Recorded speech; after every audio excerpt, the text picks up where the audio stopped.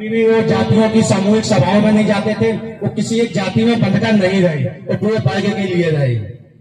इन्होंने खंड खंड भारत जब देश आजाद हुआ तो उस समय बहुत ढेर सारी रियासतें होती थी, राजा महाराजाओं की।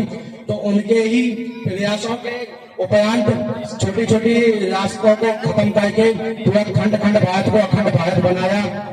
ये जो है सरदार वल्लभ भाई पटेल की काफी भूमिका रही इसमें। साथियों, अंत में एक बात और कहना है कि महापुरुषों की प्रेरणा से हम सब लोग बिल्कुल विज्ञानवादी हैं।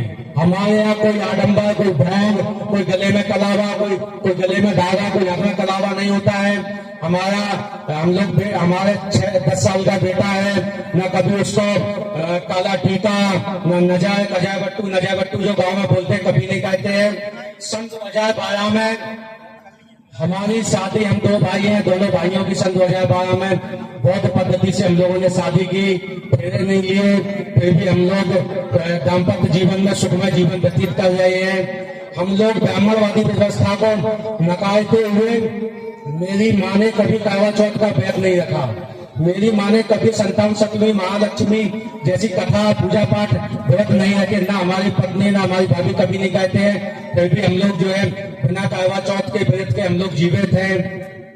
बिना संतान सप्तमी के हमारा बेटा, हमारे भाई का बेटा, सभी लोग सुरक्षित हैं। हमने हमारे जीवन में कभी सरस्वती को नहीं पूजा, क्योंकि हम लोग जिस समय हमारा जन्म हुआ उसके पहले से ही हमारे माता पिता पढ़े लिखे थे। उन्होंने इतिहास पढ़ा महापुरुषों का, तो लोग जानते थे कि जिसे हम शिक्षा की देवी जो समाज में मानते हैं सरस्वती, उनका तो कहीं कोई अस्तित्व नहीं है। जब पढ़ा इतिहास माता सावित्रीबाई फुले का, तो हम लोग उनके इतिहास को जाने, माने और उन्हीं के कदमों पर हम लोग चले। तो हम लोग जो है कभी ब्राह्मणवादी व्यवस्था को नहीं मानते हैं, बिल्कुल नकारते हैं ब्राह्मणवादी व्यवस्था को। साथ ही साथ आप लोगों से अनुरोध है कि आज जितनी भी महिलाएं आई हुई हैं, पधारी हुई हैं, तो ज्यादा से ज्यादा बहन बेटियों को पढ़ने के लिए अग्रेसित करें और समाज में अच्छा संदेश दें कि बेटी पढ़े।